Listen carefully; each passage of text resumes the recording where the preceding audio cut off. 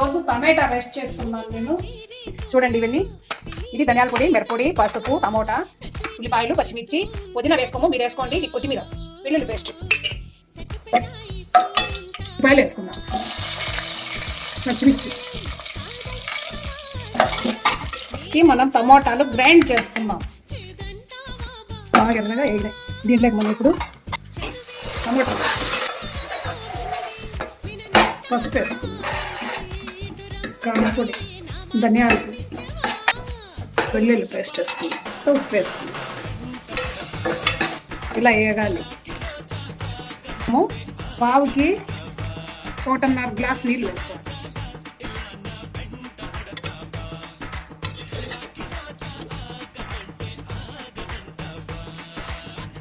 నాకు టమాటా రైస్ అంటే ఇష్టం అండి. ఇట్లా పెరుగు కలుపుకోవడము. మీకు ఎంతమందికి ఇష్టమో నా వీడియో కింద కమెంట్ చేయండి.